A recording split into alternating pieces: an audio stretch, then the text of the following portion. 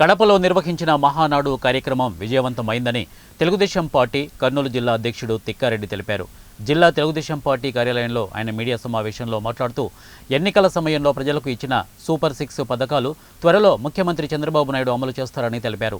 YCP నాయకులు పథకాల అమలుపై విమర్శలు చేయడం సరికాదన్నారు. గత పాలనలో ముఖ్యమంత్రి జగన్ సొంత బాబాయి హత్య కేసులో నిందితులకు పట్టుకోలేదని విమర్శించారు. ఇక కూటమి ప్రభుత్వం అధికారంలోకి వచ్చిన తర్వాత రాజధాని నిర్మాణపు పనులు వేగవంతమయ్యాయని తిక్కారెడ్డి తెలిపారు. నిన్న జరిగినటువంటి కడపల మహానాడు నవ్వుతో నా భవిష్యత్ అన్నట్టు ఎవ్వరు ఊహించినటువంటిది. మా అంచనాలకు మించి కూడా జనాలు అనేది వచ్చారు రాష్ట్ర వ్యాప్తంగా.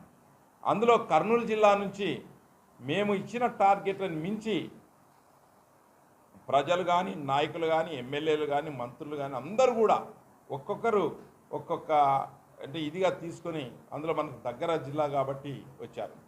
మనం ఇచ్చినటువంటి ట్రాన్స్పోర్ట్ ఏదైతే బస్సులు ఉన్నాయో వాటి కంటే 3 అంతలు 4 అంతలు సొంత వెహికల్లో వచ్చి ఇచ్చేశారు.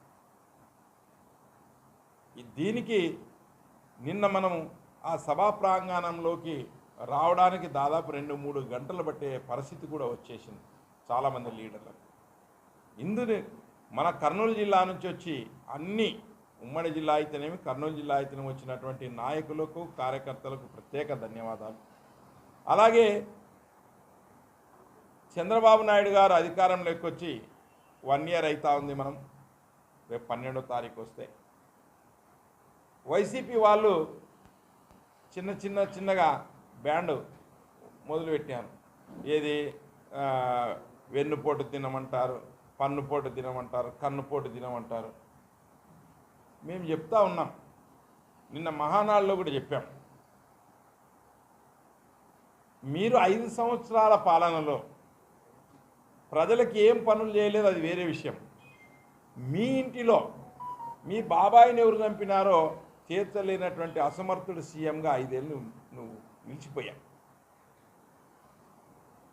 రైతు